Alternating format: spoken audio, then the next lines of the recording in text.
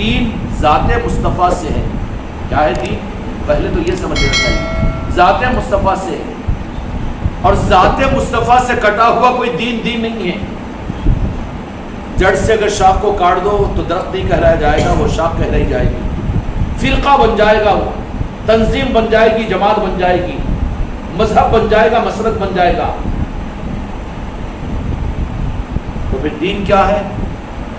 دین جڑ سے جڑا ہوا ہو ذات مصطفیٰ نالم پاک مصطفیٰ سے، تو وہ دین ہے خدا کی قسم جو دین خداوندی ہے اور دین محمدی ہے.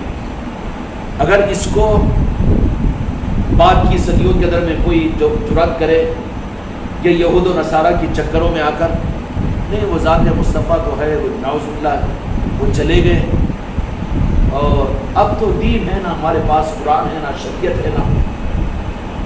تو یہودیوں کی آئیڈیالوجی ہے یہ کہ دین سے امت کو بدزن کرنے کے لیے ذات مصطفیٰ کو الگ کر دیتے ہیں، دین کو الگ کر دیتے ہیں. اور جب ذات مصطفیٰ سے دین، نالن پاک مصطفیٰ سے دین کو اگر الگ کر دو، جس دین میں نالن پاک مصطفیٰ نہ ہو، خدا کی قسم وہ دین محمدی نہیں ہے، وہ مسلک ہے، جماعت ہے، کوئی اور چیز ہے. وہ جو دین کی حقیقت نالن پاک مصطفیٰ رہے، خدا کی قسم وہی دین محمدی ہے. مسلمانان عالم اس کو اپنے دل میں گاٹھی ڈال کر رکھ لو. دین کیا ہے؟ اہدنا الصراط المستقیم ذات مصطفیٰ ہے. دین کو نالن پاک مصطفیٰ سے ذرہ برابر بھی اگر کاٹنے کی کوشش کر کے دین کے دعوے دنیا میں کرو تو وہ دین نہیں، وہ تمہارا نظریہ ہے، تمہارا مسلک ہے، تمہاری جماعت ہے، تمہارا فرقہ ہے. دین کیا ہے؟ ادخلوا فی السلم کافہ. میرے محبوب کیا فرما دیا میرے آقا نے کہ جو تمہیں واطی اللہ واطی الرسول اولو الامر، قرآن مجید میں اللہ تعالیٰ نے بے شمار مقامات پر یہ فرمایا کہ جو تمہیں میرے محبوب عطا کریں وہ لے لو، وہی دین ہے، وہی دین ہے. دین کس کا ہے؟ میرے مصطفیٰ کا ہے. مصطفیٰ کا دین رب نے میرے آقا کو دیا اور میرے آقا کی ذات ہی کو دین کا مرکز بنا دیا. دین کا مرکز، اس کو سمجھنے کے لیے بس یہی سمجھ لیجیے ہلکی مثال کہ کیا ہے؟ جڑ کی حیثیت، جڑ کی حیثیت ذات مصطفیٰ نالن پاک مصطفیٰ. اس کے ساتھ میں جو نظام، جو نماز، جو عبادت، جو شریعت، جو دینی خدمت، جو کچھ بھی اگر جڑا ہوا، بہت اچھی شاخ ہے، بہت اچھے پھول و پھل ہے، دل کو لبھا رہے ہیں، لیکن بہت اچھا کاربن ڈائی آکسائڈ کے اس ماحول کے اندر میں لے کر آ کر وہ کرتے ہیں نا، وہ گنیوں کے اندر ملا کر گلدستے جھاڑوں کو سجا کر کہ 2-4 گھنٹے کے لیے بالکل اچھے ایسے تازے کہ سگی جڑ کے پودے نظر آتے ہیں، وہ پھول پتیاں نظر آتی ہیں. کیا بولتے ہیں؟ گلدستے بولتے ہیں نا اس کو، گلدستے ہیں. دیکھ کر کیا سمجھ میں آئے گا؟ نہیں گلدستے ہیں، یقیناً ہے، لیکن انتظار کرو وقت کا. گلدستہ نظر آ رہا ہے لیکن جڑ سے کٹا ہوا ہے، نہیں جڑ سے کٹا ہوا ہے تو کیا ہوگا؟ وہی گلدستہ جا کر خشکی کا ویتاب کرے گا اور خشکی کے دوہیاں دے گا کہ پھول بھی مرجھا جا رہے ہیں، پتے بھی سوکھ رہے ہیں، پیلے پڑ رہے ہیں. کیوں؟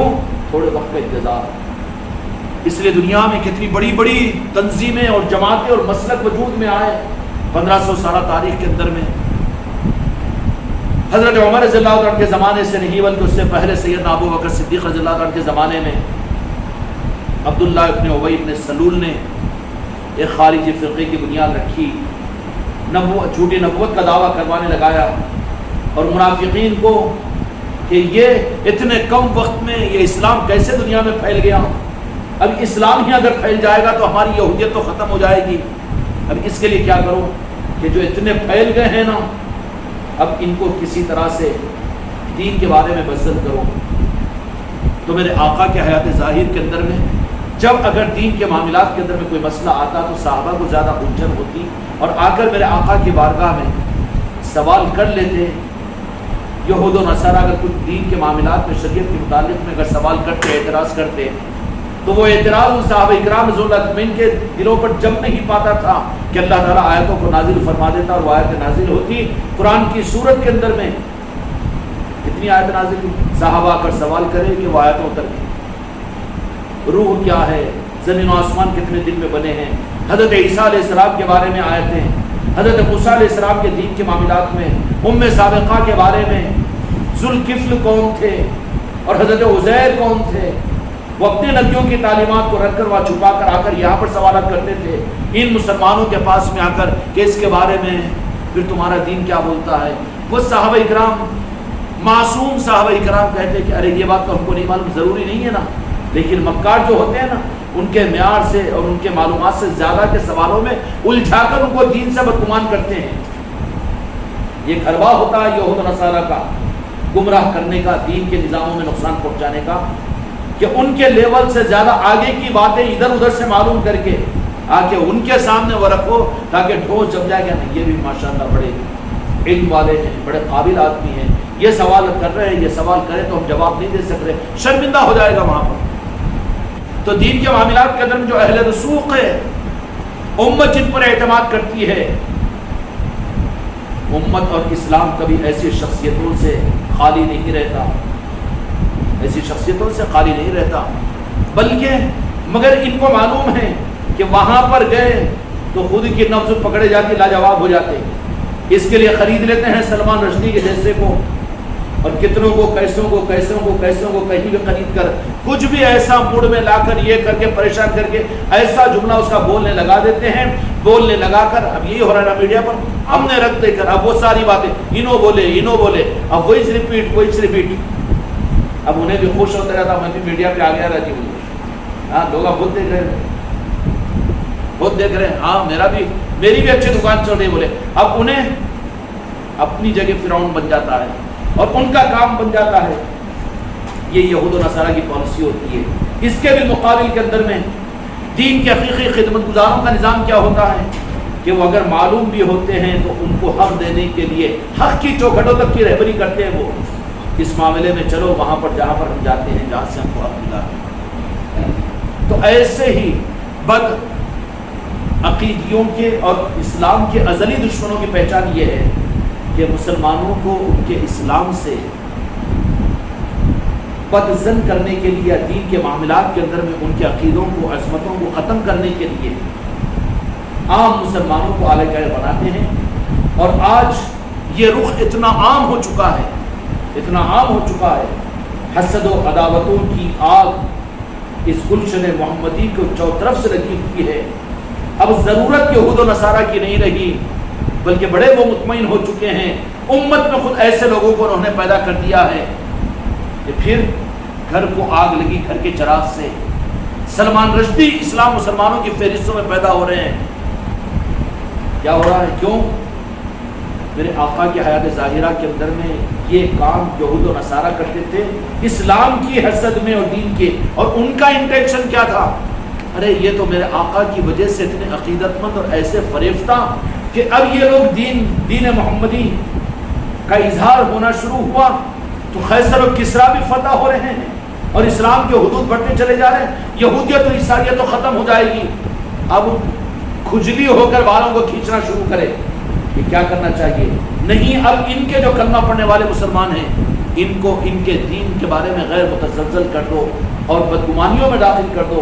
اس لیے ان سے سوالات کرنا شروع کرو دین کے بارے میں.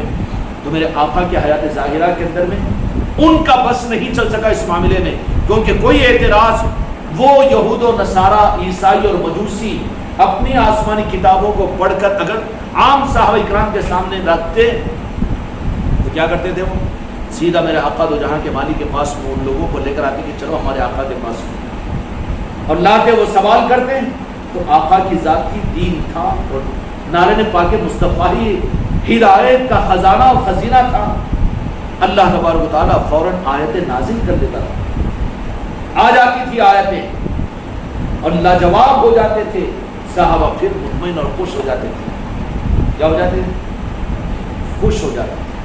اب یہ بس یہود و نصارہ کے میرے آقا کی حالت ظاہرہ کے اندر میں قرآن پاک کے نزول کے زمانے تک بے بس ہوئے نہیں چلا. انتظار کرتے رہے کہ دو جہاں کے مالک جب پردہ ہو جائیں گے اور اسلام کی باغ ڈور بعد والوں کے ہاتھ میں آئے گی تو پھر دھڑام سے ہم اسلام کے اسٹیچو کو ہم منعقد کر دیں گے. انتظار کر رہے تھے میرے آقا کے اس دنیا سے پردہ ہونے کا وہ لوگ کہ پھر تو عیسائیت کو اور پھر سے یہودیت کو ہم لا دیں گے, اسلام کی دیواروں کو ہم منہدم کر دیں گے, اسلام کے قلعے کی نعوذ باللہ نعوذ باللہ اینٹ سے اینٹ بجا دیں گے. جیسے دو جہاں کے مالک میرے آقا کا اس دنیا سے پردہ ہوا تو اب امت میں سے ایسے کمزوروں کو انہوں نے منتخب کیا اور منتخب کر کے امت کے اندر میں یہ فرقہ پیدا ہو گیا کہ زکوٰۃ تو مسلمانوں پہ ٹیکس کی, بے اعتمادیاں پیدا کروا دی. بھائی ہم تو کلمہ پڑھنا نا, ہم کو اتنی زبردستی کی کیا ٹیکس دینا کہ اسلام کو, کیا اللہ ہمارے پیسے کا محتاج ہے کی. یہ شک و شبہات اب مسلمانوں کے اندر پیدا کی, جو کچے لوگ تھے اس چکر میں آ گئے. آئے کہ نہیں آئے؟ بلکہ بعض اب ان کو صحابی نہیں بول سکتے کیونکہ ایمان کے ساتھ میں جو گئے وہ صحابی ہیں, لیکن جن کو اسلام میرے آقا کی زمان مبارکہ میں ملا اور زیارت کیے لیکن ایمان پر ان کا خاتمہ نہیں ہوا, ان کو صحابی نہیں بول سکتے. بول سکتے کیا؟ نہیں بول سکتے. صحابی کے لیے شرط ہے کہ ایمان کی حالت میں دنیا سے گئے ہو, اور ایمان کیا ہے؟ عشق مصطفیٰ ہے, اسلام کے ساتھ میں نہیں. نماز پڑھتے تھے ہوں گے, انہوں روزے رکھتے تھے ہوں گے, حج کرتے تھے ہوں گے, نہیں, ایمان کے ساتھ میں.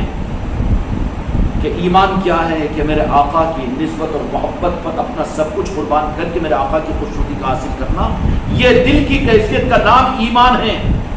اس لیے صحابیت کے لیے یہ بھی شرط ہے کہ ہر صحابی وہ صحابی نہیں ہے جو میرے آقا کے دست مبارک پر ایمان قبول کیا ہو, بلکہ صحابیت کے لیے دوسرا شرط بھی یہ ہے کہ ایمان کے ساتھ اس دنیا سے واپسی ہوئی ہو. اور خدا کی قسم وہ صحابہ یہ ہیں آج بھی ان کے مزاروں میں اور ان کے آستانوں کے اندر میں, خدا کی قسم اگر ان صحابہ اکرام کے قلب کی دھڑکنوں کو سنو تو یا مصطفیٰ ہی یا مصطفیٰ نکلے گا. آج بھی میرے آقا پر فریفتہ ہونے کے لیے جو صحابہ اپنے آپ کو شہید کر کے زخم لگا تھا, خون بہ رہا تھا, پیشانی پہ ہاتھ ہے, تو ابھی 7 سال پہلے ایک جگہ ایک صحابی کا بلڈوزر کے اندر میں درمیان میں آپ کا آستانہ آ گیا, تو جب کھولا گیا اس ہاتھ کو اٹھایا گیا تو خون کا فوارہ نکل رہا تھا اس صحابی کے. 1400 برس کے بعد میں بھی آج دنیا میں میڈیا میں بتایا گیا نا. ہمارا تو عقیدہ ہے مصطفیٰ کے دیوانے پڑھتے نہیں ہیں, موت ان کو نہیں آتی, زمین ان کو گلا نہیں سکتی. آج بھی اپنے قبروں کے اندر میں ان کا ایمان تو صرف یا مصطفیٰ کہنے کا نام ہے. ان کے دل میں سوائے اس کے اسلام تو مسلمانوں کے جسموں پر, اسلام تو مسلمانوں کی زندگیوں پر رہتا ہے, لیکن ایمان وہ مومن کے قلب پر رہتا ہے. اور ایمان کی پہچان یہ صرف ہے کہ عشق مصطفیٰ ہے. اگر یہ نہیں ہے, کتنا بڑا اسلام کا دعویٰ ہو, کتنی بڑی اسلام کی خدمتیں ہوں, لیکن خدا کی بارگاہ کے اندر میں قبولیت کا مقام حاصل نہیں کر سکتا. تو ان یہودیوں اور عیسائیوں نے میرے آقا کی دنیا سے پردہ فرمانے کے اوپر اب یہ پلان بنایا کہ اب جو مسلمان ہیں نا, اب ان کو اسلام کے بارے میں بسن کرو. ان کی محنتیں بدل گئی. کیوں کہ میرے آقا کے حیات ظاہرہ کے اندر میں کوئی چیز آتی تو جس کے ایک ایک لفظ پر اللہ کے قرآن پاک پر یعنی کلام الہی پر اور وحی پر ایمان تھا صحابہ کے سامنے. جب کوئی وحی اگر نازل ہو گئی تو صحابہ اکرام کو شک و شبے کی دیواریں ایک دم منہدم ہو جاتی تھی. پائزن دیتے تو صحیح تھے یہود و نصارہ منافقین کی صورت میں, لیکن بارگاہ مصطفیٰ میں آتے اور آیت شریفہ نازل ہو جاتی بالکل کلیئر, کوئی ذرہ برابر اثر نہیں.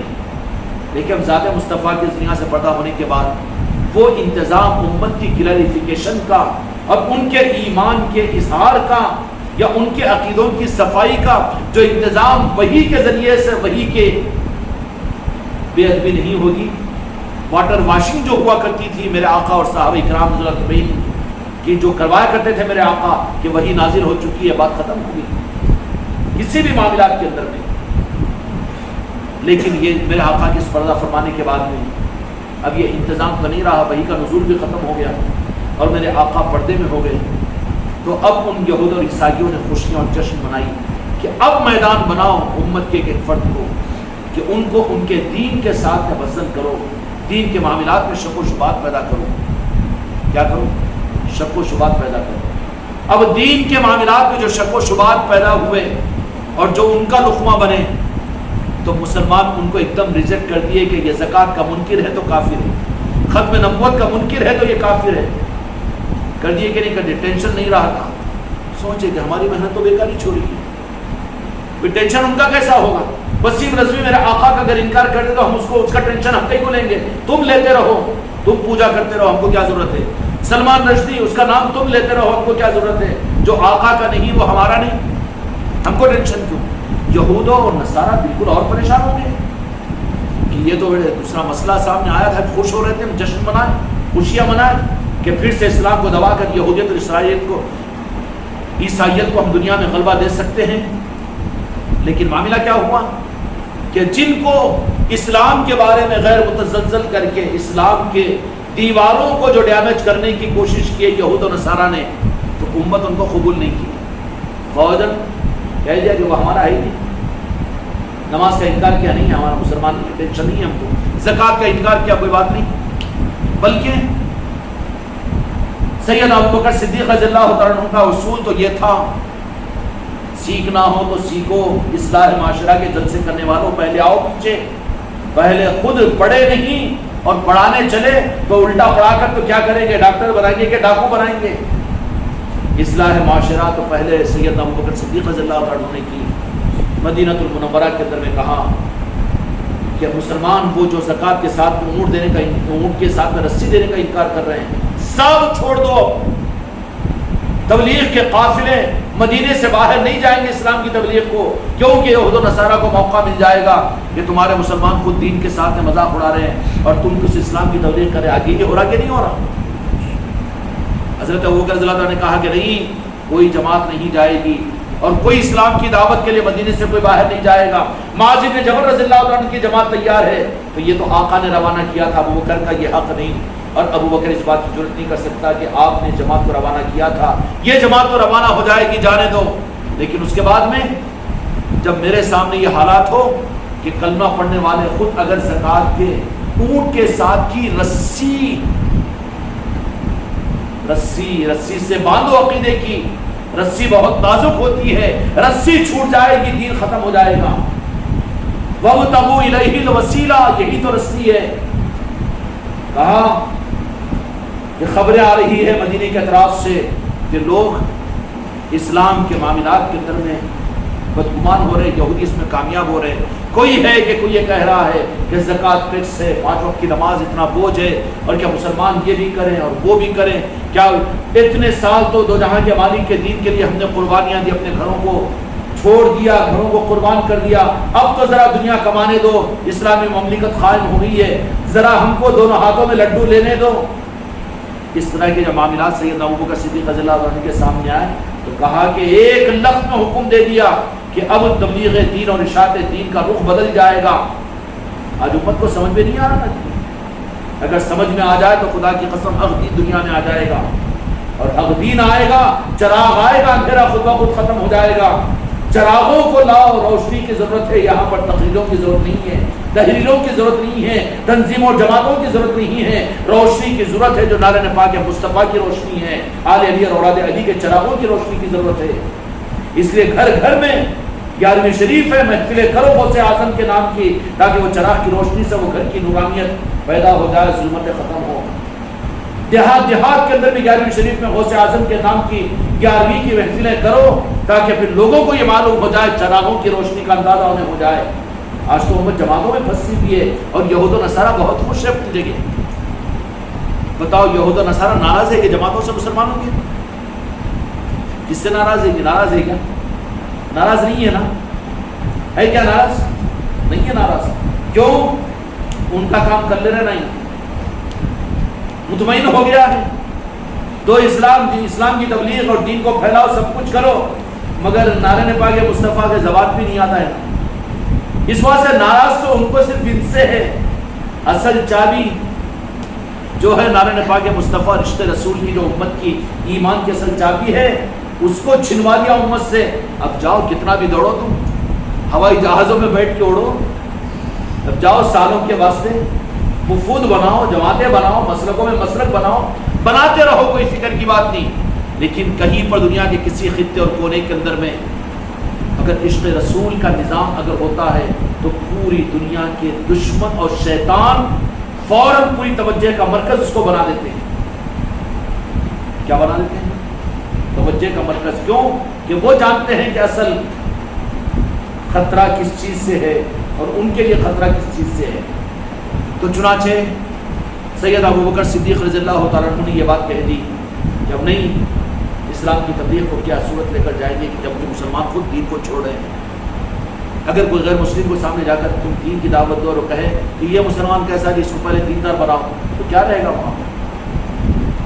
یہود و نصارہ نے یہ سمجھ لیا تھا کہ اب اسلام کے بارے میں مسلمانوں کو ہم بدگمان کر کے اسلام سے بزدل کریں گے،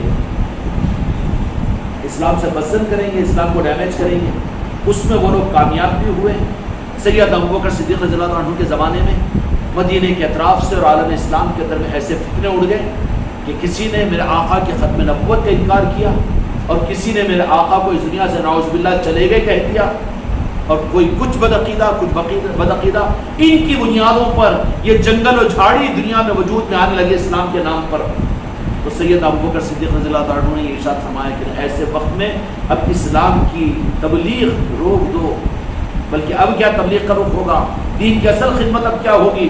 خدمت یہ ہوگی کہ جو کلمہ پڑھنے والے ہیں ان کو پھر سے حق کی طرف یعنی نعرہ پاک مصطفیٰ کی طرف لاؤ. کیوں کہ ان کو اس حال میں چھوڑ دے کہ کس صورت کو لے کر جائیں گے دنیا میں دین دینے کے لیے. لہٰذا حضرت ابوبکر رضی اللہ عنہ کی سنت، اے اصلاح معاشرہ والو، اگر امت کو تم اپنی اصلاح بھی چاہتے ہو تو پکڑو کسی ولی کا چوکھٹ اور تھامو کسی دامن غریب نواز کو اور پکڑو کسی گلی کو اور پکڑو نعرہ پاک مصطفیٰ کو. خدا کی قسم تمہاری بھی اصلاح ہوگی اور امت کی بھی تم اصلاح کر سکو گے. اس کے بغیر سب دکانداریاں ہیں، چلے گی 4 دن، کتنے وجود میں نہیں آئے. لیکن جو شاخ گلدستہ بنے وقتی طور پر ہوگا، اس کے بعد میں پھر اس کی پہچان مشکل ہو جائے گی. اور وہ درخت جو جڑ سے جڑا ہوا ہے، گرما آ کر جھلسا دے، پھر بارش ہوگا، پھر کوپلے پھوٹے گی، پھر باغ و بہار آئے گی کہ نہیں آئے گی؟ خدا کی قسم آل علی اور اولاد علی اور آل رسول کا نظام ہے. وقتی اعتبار سے یہ ساری دنیا کے اندر میں بدعقیدگی پھیل بھی جائے، دین کے نام پر دندراتے ہوئے نظام دنیا میں نظر بھی آ جائے، لیکن علی والے اور آل رسول والے، غوث و خواجہ والے، وہ اگرچہ کہ ان کا وجود محسوس نہ ہو، لیکن ان کو جب حکم اور اذن ہوگا مولا علی کا اور میرے مصطفیٰ کی مرضی ہوگی تو نگاہ مصطفیٰ کی بارش ان کو ملے گی اور میرے آقا کی منشا کی ٹھنڈی ہوائیں ان کو ملے گی. میرے آقا پھر ان کو تیار کر دیں گے کہ تو میرا ہے میں تیرا ہوں. مولا علی کا نظام ان کے ساتھ میں ہوگا. اکثریت کے مقابلے میں اقبلیت کو دنیا میں چلا کر وہ بتائیں گے. کیوں کہ پھر سے وہ سوکھی ہوئی شاخ چونکہ جڑ سے جڑی ہوئی ہے، اور خدا کی قسم جڑ سے جڑی ہوئی اسلام کے اندر میں سوائے نعرہ پاک مصطفیٰ والوں کے علاوہ کوئی اور نظام نہیں ہے. حضرت ابوبکر صدیق رضی اللہ عنہ نے کہا کہ جہاد اب وہ نہیں بلکہ جہاد ان کے ساتھ میں ہوگا جو زکوٰۃ کا انکار نہ کرے.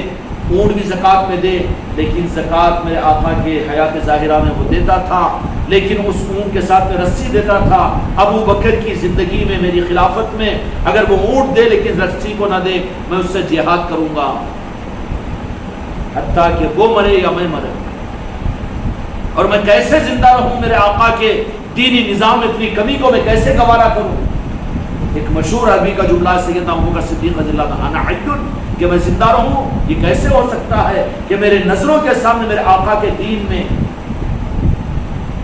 اور دین میں جو کمزوری آتی ہے نا، وہ نسبت نعرہ پاک مصطفیٰ کی کمی کی وجہ سے آتی ہے، ایمان کی کمی کی وجہ سے آتی ہے، اسلام کی کمی کی وجہ سے نہیں ہے.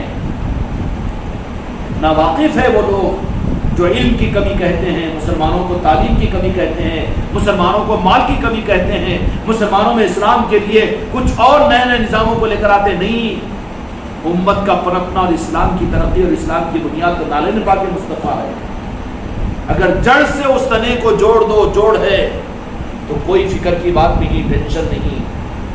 پھیل جانے دیجیے دنیا کے اندر میں کتنی ہی گمراہیتیں، کتنے ہی فتنے پیدا ہو جانے دیجیے، یہود و نصارہ کو کتنا الغار ہونے دیجیے، کوئی فکر کی بات نہیں، چونکہ جڑ سے جڑی ہوئی کوپل ہے، پھر ماحول ملے گا، پھر تر و تازگی آئے گی، اور پھر پھول و پھل اس کے ذریعے سے ملیں گے۔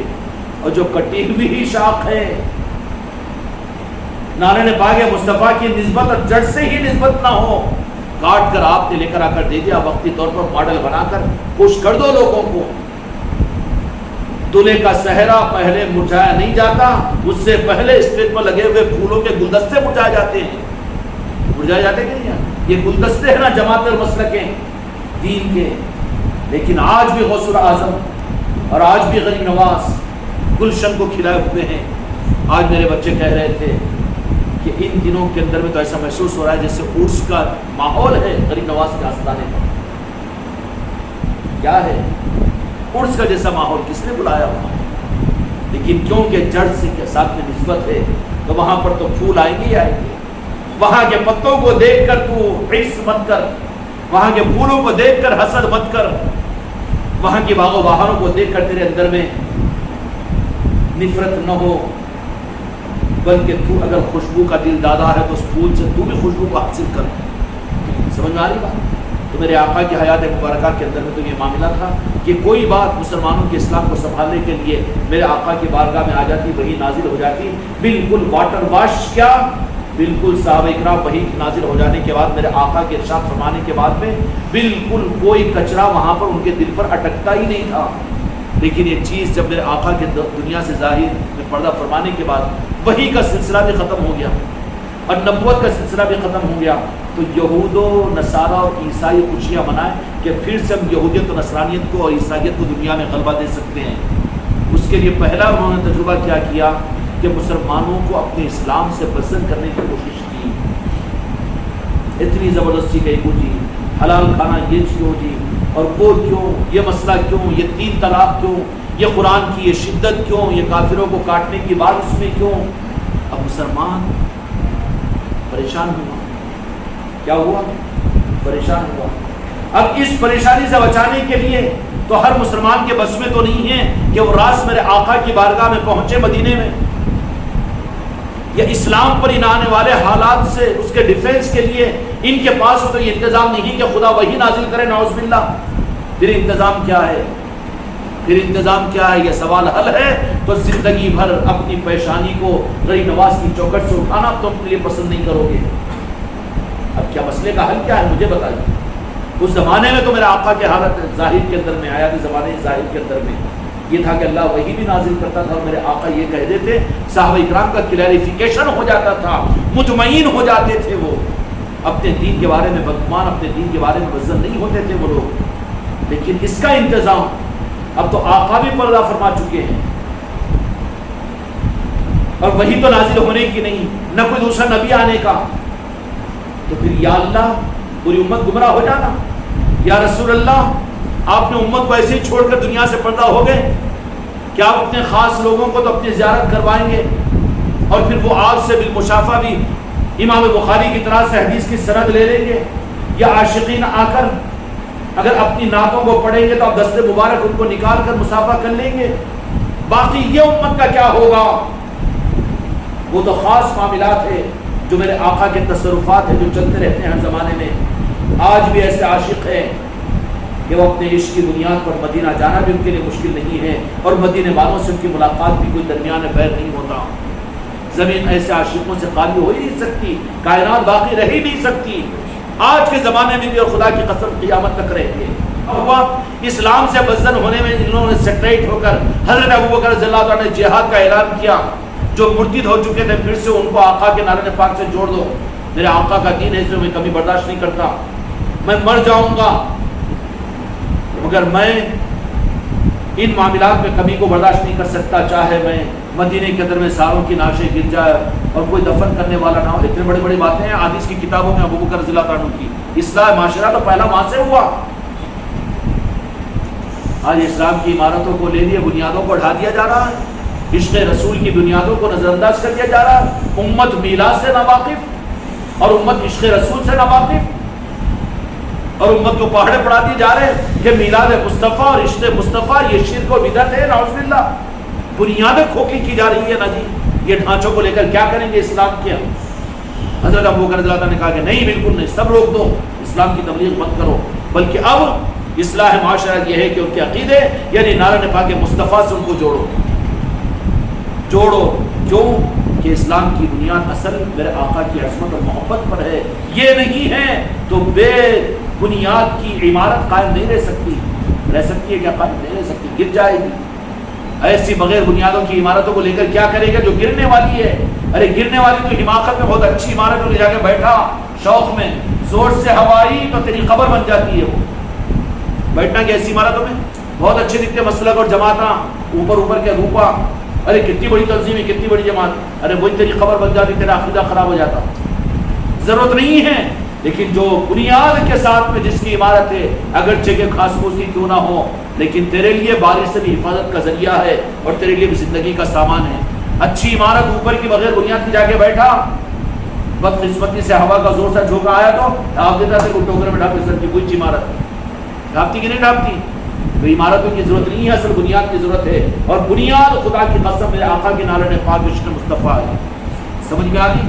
تو یہودیوں نے یہی پڑھایا کہ اب اسلام کے بارے میں ان کو پسند نہیں کر سکتے نا، تو اب ذات مصطفیٰ پر اعتراضات کرو نا، اس کی تعالیٰ اس میں پلان سمجھ میں آ گیا؟ آج ان کا پلان میں تم لوگوں کو سمجھا دے رہا ہوں، بعد میں موقع ہے نا سمجھایا نا، کیوں سمجھاتے رہیں گے بار بار یار، ہر وقت میں ایک وقت رہتا ہے سمجھا دینے کا۔ تو کیا کیا انہوں نے؟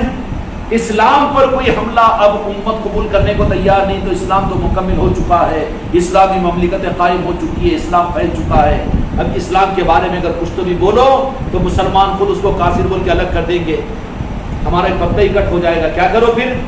اب اسلام میں ہی رہ کر اسلام سے امت کو اور حق سے جڑ سے کاٹنے کے لیے اب مسلمان بن کر میرے آقا کی ذات پر اعتراض کرنا شروع کرو۔ کیا سمجھ میں آگئی بات؟ راز کی بات بتا دیا ہوں کہ نہیں بتایا؟ اب ذات مصطفیٰ نعوذ باللہ نعوذ باللہ، کیوں کہ اب وہی بھی آ کے انتظام نہیں کرے گی، اب کوئی نبی بھی نہیں آئے گا، تب کیا کریں گے؟ اب یہود و نصارہ نے اپنے رخ کو بدل کر امت میں گمراہیت کے لیے میرے آقا کی عظمتوں اور تعظیم اور عقیدت اور محبتوں کو نشانہ بنانا شروع کیا کہ وہ بھی نہ، قرآن میں اللہ نے کہا نا کہ بشر ہے تو بشر جیسا تھے، آتے ہیں، پیدا ہوتے ہیں، چلے جاتے ہیں، علم غیب تو صرف اللہ کا ہے مگر مصطفیٰ کو کہاں، بلکہ یہ کیا ہے کہ آپ کے نالے مبارک میں ایک سانپ آ کے بیٹھ گیا تو اس کا نعوذ باللہ نعوذ باللہ علم غیب نہیں تھا۔ ارے بات سانپ کا بچہ آ کے بیٹھا تو عقیدت میں آ کے بیٹھا تھا، اور میرے آقا تو کسی کو محروم نہیں کرتے۔ آپ کی رحمت للعالمین ہونے کی سند یہ تھی کہ موسی جانور کو بھی اپنے نعرہ پاک نہیں قدم مبارک کے بوسہ لینے کا موقع دیا میرے آقا نے، محروم کسی کو نہیں کرتے میرے مصطفیٰ، مگر وہ روایتیں سنا کر اب میرے آقا کی ذات پر نعوذ باللہ کس کی سازشیں ہیں؟ یہ کس کی؟ مسلمانوں کے ذریعے سے میرے آقا کی ذات پر یہ اعتراضات یہ کرتے نہیں ہیں بلکہ اس کو لکھتے نہیں ہیں بلکہ چھاپتے رہتے ہیں۔ سمجھ میں آ گئی بات؟ اب امت اب ان بدعقیدوں سے کیسے دور ہو میرے آقا کی ذات کے لیے؟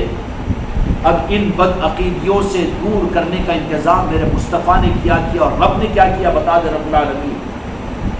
تو میرے مصطفیٰ نے اپنی ذات پر ان آنے والے ان چیزوں کے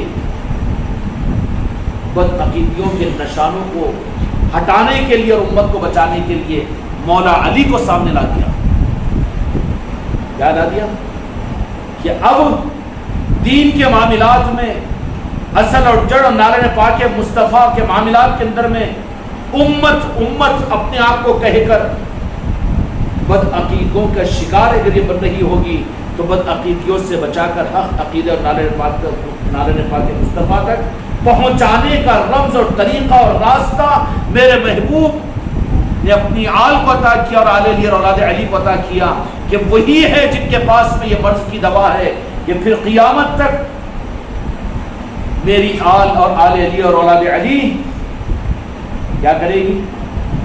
سارے فکروں کو جو دین کے نہیں، ابھی میں بہت اصرار کرتا نا جی دین کے خلاف میں احتجاج ہے تو وہ کرنا چاہیے اور پھر یہ کرنا چاہیے، اسلام معاشرہ کے جلسے کرنے چاہیے، سیرت نبی کے جلسے کرنے چاہیے، ارے بابا جو کرنے کا کام ہے وہ ہم سے نہیں ہو رہا، ہم تو یہیں پر شرمندہ ہیں، ہم کو یہ تو کرنے دینا، وہ ادھر کہاں لگا رہا ہے ہم کو، وہ تو کر رہا ہے، ہم خوش ہو رہے نا، مدارس تو چلا، امامت تو سنبھال، دینی خدمت تو کر، ہم تیرے کو اپنا ہی سمجھ رہے نہ کرتے رہنا، مگر ہم کو جو کرنے کا کام ہے، خانقاہ والوں کو اور غوث و خواجہ والوں کو جو کرنے کا کام ہے، وہ کام کرنے میں تو ٹانگ مت اڑا، یہاں پر ڈسٹرب مت کر اللہ کے واسطے۔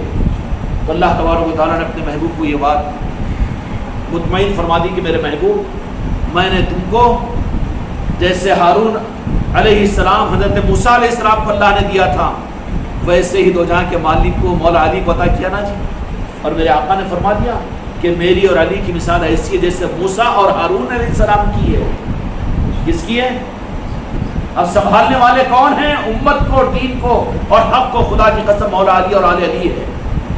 تو اللہ تبارک و تعالیٰ نے کہا کہ اے میرے محبوب آپ پردہ ہو جائیں گے، لیکن اب کوئی نبی بھی کوئی ضرورت نہیں ہے، کیوں کہ مجھے بھروسہ ہے کہ میں علی کے سپاہیوں میں ایسا خون عطا کروں گا اور ایسے تصرفات عطا کروں گا کہ دنیا کو حق بتائیں گے وہ، اور دنیا کو وہ نالہ پاک مصطفیٰ سے میرے محبوب سے جوڑیں گے۔ میرے محبوب تو مطمئن ہو جانا، اور صرف مولا علی نہیں بلکہ ان کی آل میں قیامت تک اہل بیت جو چلیں گے اولیاء کی صورت میں، وہ ایسے سپاہی اور میں ان کو ایسا نوازوں گا کہ پھر وہ وقت ضرورت اپنے تصرفات اور اپنی کرامتوں کے ذریعے سے امت کی آنکھوں کو چکا چوک کر دیں گے، ان کی کرامتیں دائمی بن جائے گی۔ اور وہ اولیاء کرتے کیا ہیں؟ اولیاء کے نظاموں کو دوسرے کاموں میں تفصیل مت کرو، وہ بھی مدرسے کھول کر بیٹھے، وہ بھی تبلیغ کریں، اور وہ بھی گھر گھر جائے، اور وہ بھی لوگوں کو نمازوں کو بلائے، یہ کام اولیاء کے نظاموں کا نہیں ہوتا۔ ان کے نظام کیا ہوتے ہیں؟ اور اللہ اس کے محبوب نے اور مولا علی نے ان کے ذمہ جو کام کیا وہ یہ تھا، یہ ہوتا ہے کہ مسلمانوں کو اسلام کی خدمت اور اسلام نہیں بلکہ وہ ایمان کے دینے کا نظام ہوتے ہیں کہ ہر امتی کو اخلاق اور کردار کے ساتھ میں نالہ پاک مصطفیٰ سے جوڑنے کا کام ان کے ذمہ ہوتا ہے۔ سمجھ میں آ گئی بات؟ یہی کیا، اس لیے ربیع الثانی کا مہینہ شروع ہوا تو 11ویں شریف حضور پیران پیر غوث العالم دستگیر رحمۃ اللہ کو کیا کہا؟ محی الدین کہا اللہ رب العالمین نے کہ دین میں جان پیدا کرنے والی ذات ہے۔ سمجھ میں آ گئی بات؟ اب یہود و نصارہ کو چن تو ان کے سارے پلان فیل کس سے ہوتے ہیں؟ آل علی اور اولاد علی سے ہوتے ہیں۔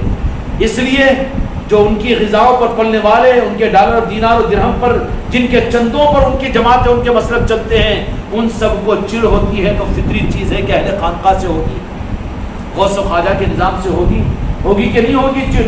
شراب خانوں سے نہیں، سینما خانوں سے نہیں، مکہ اور مدینہ کی طرف تیاری ہو رہی ہے کہ تھیٹروں کھولی جائے، اس سے ان کو چڑ نہیں ہوگی، ان کے دارالافتاء کے فتوے نہیں نکلیں گے، لیکن فتووں کا سارا رخ اور ان کا کوریج صرف غوث و خواجہ کے نظام اور طریقت والے ہوں گے کہ نہیں ہوں گے؟ وجہ سمجھ میں آ گئی؟ کیوں کہ یہ ان کے اعلی کار ہے، ان کا دیا ہوا فٹ ان کے خون میں دوڑ رہا ہے۔ اور اولیاء اور اہل خانقاہ کا نظام کا خاصہ یہ ہوتا ہے کہ ان کی خدمت کیا ہوتی ہے؟ ان کی خدمت صرف یہی ہوتی ہے، کوئی لمبی چوڑی خدمت نہیں۔ اسلام کی خدمتوں کے لیے علماء ہیں، محدثین ہیں، مفسرین ہیں، مجاہدین ہیں، اسلامی مملکتیں ہیں، مکہ اور مدینہ کا وہ سارا نظام ہے نا، دین کی خدمتوں کے نظام، اس کا انکار نہیں کرتے ہیں۔